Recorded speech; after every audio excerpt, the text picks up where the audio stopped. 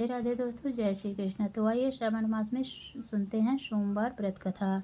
श्रावण मास सोमवार व्रत कथा। अमरपुर नगर में एक धनी व्यापारी रहता था। दूर दूर तक उसका व्यापार फैला हुआ था। नगर में उस व्यापारी का सभी लोग मान सम्मान करते थे। इतना सब कुछ होने पर भी वह अपने व्यापारी दुखी रहता था, क्योंकि उस व्यापारी का कोई पुत्र नहीं था। दिन रात उसे यही एक चिंता सताती रहती थी, उसकी मृत्यु के बाद उसके इतने बड़े व्यापार और धन संपत्ति को कौन संभालेगा। पुत्र पाने की इच्छा से वह व्यापारी प्रति सोमवार भगवान शिव की पूजा किया करता था। सायंकाल को व्यापारी शिव मंदिर में जाकर भगवान शिव के सामने घी का दीपक जलाया करता था। उस व्यापारी की भक्ति देखकर एक दिन पार्वती ने भगवान शिव से कहा, हे प्राणनाथ, यह व्यापारी आपका सच्चा भक्त है। कितने दिनों से यह सोमवार को व्रत और पूजा नियमित कर रहा है। भगवान आप इस व्यापारी की मनोकामना अवश्य पूर्ण करें। भगवान शिव ने मुस्कुराते हुए कहा, हे पार्वती, इस संसार में सबको उसके कर्म के अनुसार फल की प्राप्ति होती है।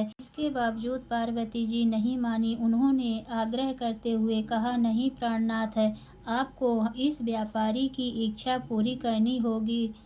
यह आपका अनन्य भक्त है। प्रति सोमवार आपका विधिवत व्रत रखता है और पूजा अर्चना के बाद आपको भोग लगाकर एक समय भोजन ग्रहण करता है।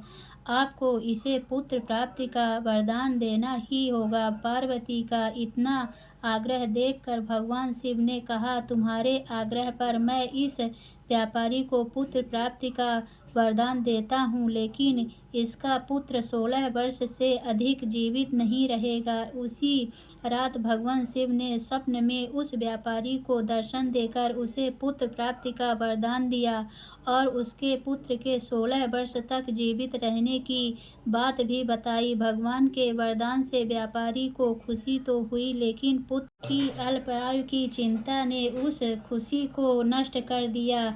व्यापारी पहले की तरह सोमवार की विधिवत व्रत करता रहा। कुछ महीने पश्चात उसके घर अति सुंदर पुत्र उत्पन्न हुआ। पुत्र जन्म से व्यापारी के घर में खुशियां भर गई। बहुत धूमधाम से पुत्र जन्म का समारोह मनाया गया। व्यापारी को पुत्र जन्म की अधिक खुशी नहीं हुई, क्योंकि उसे पुत्र की अल्प आयु के रहस्य का पता था। यह रहस्य घर में किसी को नहीं मालूम था। विद्वान ब्राह्मणों ने उस पुत्र का नाम अमर रखा। जब वह 12 वर्ष का हुआ तो शिक्षा के लिए उसे वाराणसी भेजने का निश्चय हुआ। व्यापारी के अमर के मामा दीपचंद को बुलाया और कहा कि अमर को शिक्षा प्राप्त करने के लिए वाराणसी छोड़ आओ। अमर अपने मामा के साथ शिक्षा प्राप्त करने के लिए चल दिया।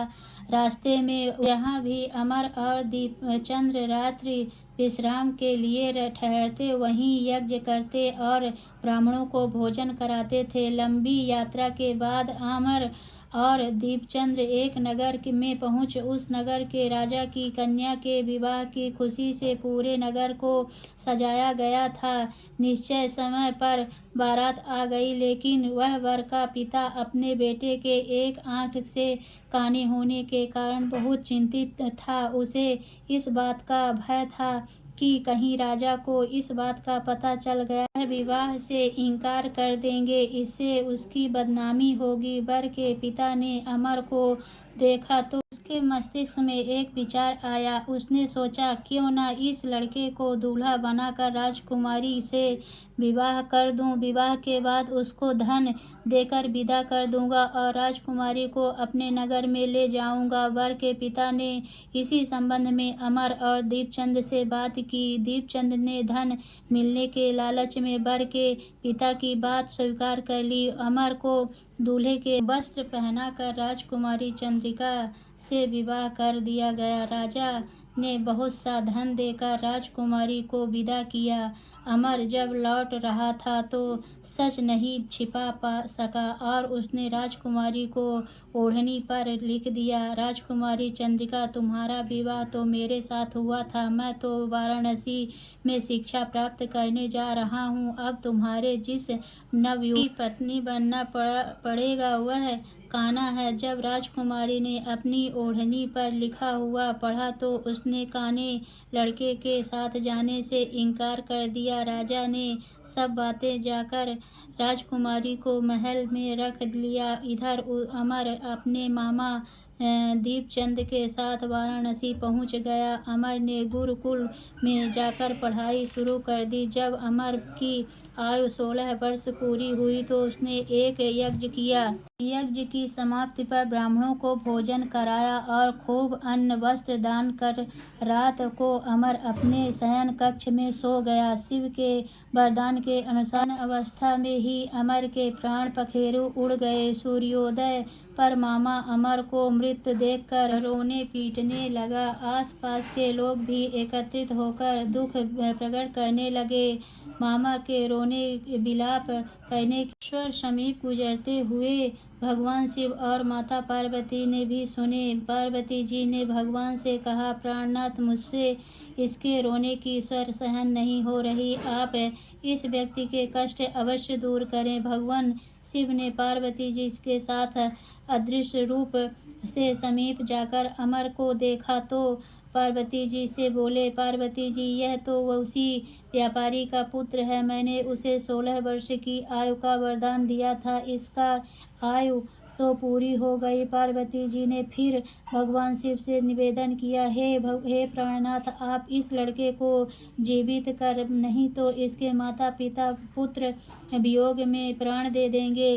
इस लड़के का पिता तो आपका परम भक्त है, वर्षों से सोमवार का व्रत करते हुए आपको भोग लगा रहा है। पार्वती जी के आग्रह करने पर भगवान शिव ने इस लड़के को जीवित होने का वरदान दिया और कुछ ही पल में वह जीवित होकर उठ बैठा।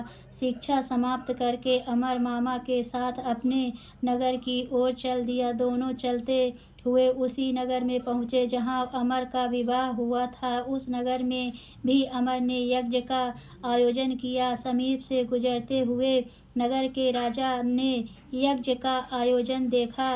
राजा ने अमर को तुरंत पहचान लिया। यज्ञ समाप्त होने पर राजा अमर और उसके मामा के महल में ले गए और कुछ दिन महल में रखकर बहुत सा धन वस्त्र देकर राजकुमारी के साथ विदा किया। रास्ते में सुरक्षा के लिए राजा ने बहुत से सैनिकों को भी साथ भेजा। दीपचंद ने नगर में पहुंचने से पहले ही दूत को घर भेजकर अपने आगमन की सूचना भेजी। बेटे अमर को जीवित वापस लौटने की सूचना से व्यापारी बहुत प्रसन्न हुआ। व्यापारी ने अपनी पत्नी के साथ स्वयं को एक कमरे में बंद कर रखा था। भूखे प्यासे रहकर व्यापारी और उसकी पत्नी बेटे की प्रतीक्षा कर रहे थे। उन्होंने प्रतिज्ञा कर रखी थी कि यदि उन्हें अपने बेटे की मृत्यु का समाचार मिला तो दोनों अपने प्राण त्याग देंगे। व्यापारी अपनी पत्नी और मित्रों के साथ नगर के द्वार पर पहुंचा। अपने बेटे के विवाह का समाचार सुनकर पुत्रवधू राजकुमारी चंद्रिका को देखकर उसकी खुशी का ठिकाना न रहा। उसी रात भगवान शिव ने व्यापारी के स्वप्न में आकर कहा, सेठ, मैंने तेरे सोमवार के व्रत करने और व्रत कथा सुनने से प्रसन्न होकर तेरे पुत्र को लंबी आयु प्रदान की है। व्यापारी बहुत प्रसन्न हुआ। सोमवार का व्रत करने से व्यापारी के घर में खुशियां लौट आई। जो स्त्री पुरुष सोमवार का व्रत विधिवत व्रत करते हैं और व्रत कथा सुनते हैं उनकी सभी इच्छाएं पूरी होती है। तो बोलिए भोलेनाथ की जय।